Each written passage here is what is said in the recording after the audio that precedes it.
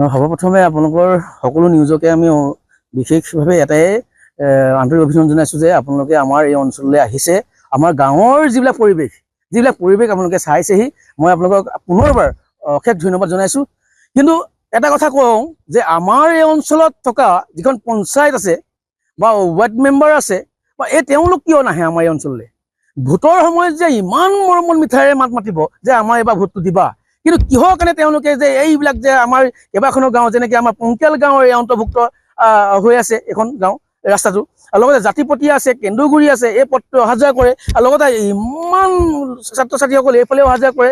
আৰু চবতকৈ এটা দুখৰ বিষয়, আমাৰ যিসকল ৰোগীসকল, এই ৰোগীসকল যেতিয়া আমাৰ অৱস্থাহীন হয়, এম্বুলেঞ্চখনো আহিব নোৱাৰে, ইয়াত এখন গাড়ীও আহিব নোৱাৰে, কিন্তু আমাৰ ইয়াৰ গাঁৱৰ মানুহে চাঙিত বা কোচত নি পেলাই আমাৰ নেশ্যনেল হাইৱেৰ ওচৰলৈ নিবলগীয়া হয়।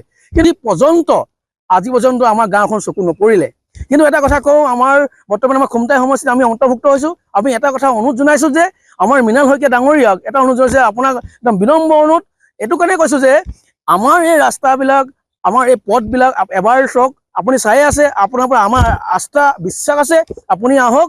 আৰু লগতে এটা কথা কওঁ, আৰু এটা কথা কৈছোঁ, এইটো কাৰণে কৈছোঁ, আগতেও আমাৰ চৰকাৰ আছিলে কেইবাখনো, AGP হওক, কংগ্ৰেছেই হওক, BJP হওক, কিন্তু আজি পৰ্যন্ত এটা ৰাস্তা পথ ভাল হৈ নুঠিল। গতিকে ইয়াৰ আগত আছিলে বিশ্বজিৎ ফুকন, আমাৰ সৰ্বপ্ৰথম সমষ্টি আছিলে, তেখেতে কিন্তু এবাৰো নাচালে, AC গাড়ী নাহি পেলাই গুচি যায়। কিন্তু এবাৰ দেখিছোঁ যে আমাৰ যিজন আমাৰ ব্যক্তিকৰ্মী এজন আমি বিধায়ক পাইছোঁ, তেখেতে সম্ভৱ আমাৰ ৰাস্তা পদূলিবিলাক চাইছে। আমি আশা কৰিছোঁ তেখেতে আহক, আৰু লগতে আমাৰ পঞ্চায়তৰ প্ৰত্যেকজন আমাৰ মানুহলৈ, আমাৰ সভাপতি হওক, সচিব হওক, তেওঁলোকক মই অনুৰোধ জনাইছোঁ। আৰু যিকোনো খবৰৰ বাবে যোগাযোগ কৰক আমাৰ এই নম্বৰত 9181 307 2221।